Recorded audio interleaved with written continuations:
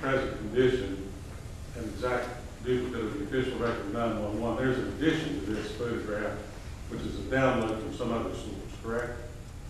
The red lines are from another source, that's correct. And the same way with the words Laurel Hill and Union. That was part of that down, yes. And who did that download? It was done by my staff. And why? I mean, that's not something you need if somebody has a heart attack, is it? No, it's not.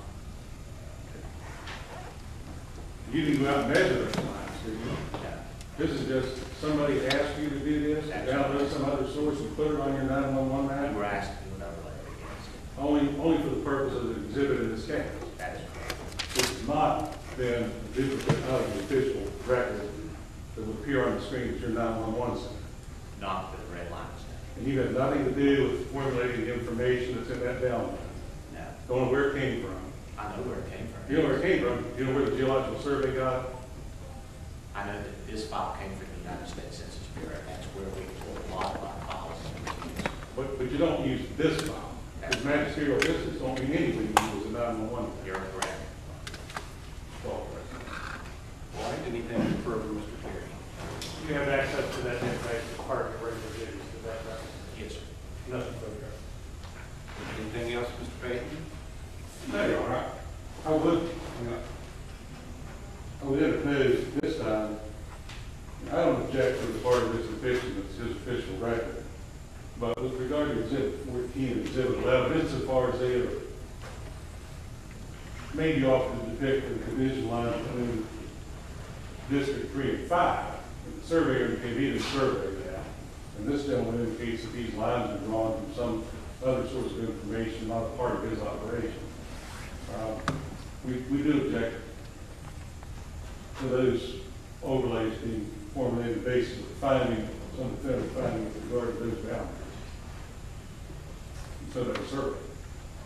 Well, I'm not offering this exhibit to show that 281 lies south of the Magistrate District line, but I do believe it is relevant to the extent that it is a database that is available to them in the regular course of duty. So, and it's an overlay of the two maps set forth by the computer. So I don't think there's any issue with authenticity or relevancy. But I mean, your concern is between 3 and 5, I guess. Well, and insofar as, I mean, it's just an overlay. It's not a part of this official duties. It's a part of anybody's duties. I can get on the internet and look at Sad. We'll admit Exhibits 11 and 14.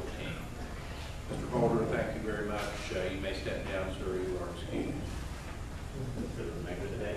For the remainder of the day. Call your next witness, Mr. Perry. Can I have just a moment, Chairman? Sure. Let me ask, how many witnesses do you anticipate calling? Your Honor, I don't know that I'm going to add any more witnesses. I think what I do is simply just offer the summary, and point out the different aspects of the remaining affidavits that I have. I don't believe it's necessary to bring any more witnesses. I may change my mind for the conclusion of my argument, but that's my intent. All right. Well, let's keep in mind that we are here for purpose of the summary judgment, and normally we do that by affidavits. I rarely take evidence in summary judgment hearings. Right.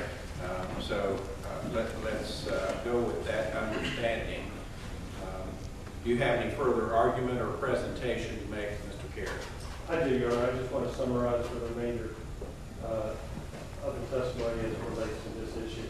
Okay. I believe at this point, Your Honor, we have proven that Mr. Vance established or identified his address as 12445 as of the time of his election in 2006. By way of Mr. Holder's affidavit and testimony, we have established that that was identified by him in response to the identification of addresses as 12445, and that by their records, they converted it to 281. And 281 has been identified through the testimony of Mr. Parker as being the residence that falls within the survey that he states falls within Magistrate District 3. In addition, there is other evidence that supports the same conclusion, and that's the remainder of my argument, Your Honor. I first begin with the affidavit of Mr. Simmental.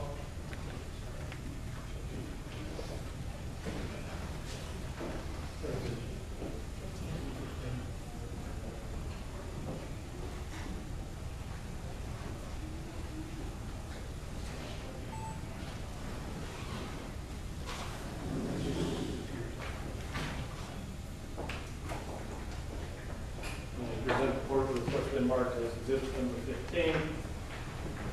His testimony to the affidavit is that he has, is the Geographical Information Systems Coordinator for the state of West Virginia. As part of that, he has available to him the data provided by the United States Census Precinct Geospatial Layer, which is titled Voting Districts, West Virginia Legislative Services. This is the Legislative Services map of voting districts. It also has the map depicting the Lincoln County election precinct, which has been previously admitted, and he has the statewide addressing and mapping board structure, which identifies residence number 281. He did an overlay, Your Honor, and this testimony through affidavit is that when you overlay those databases, it creates a depiction showing 281 appearing to be below the magisterial district lines.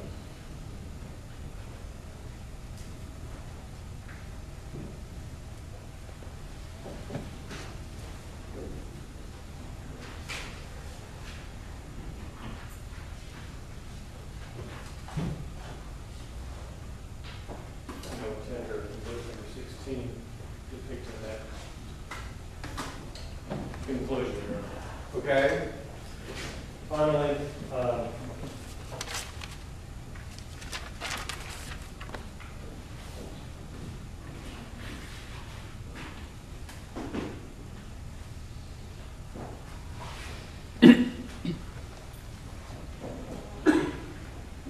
would offer a way of affidavit.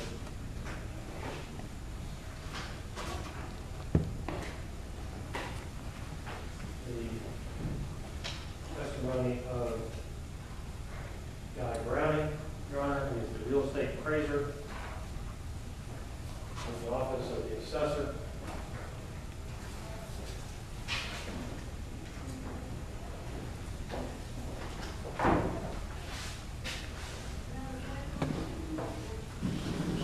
And his testimony is that at the time of from 2000 forward, Mr. Vance owned two pieces of property. The pertinent one being that which is contained within deed book 301188, subject to corrective deed 335126, which is the same deed that was identified by Mr. Parker and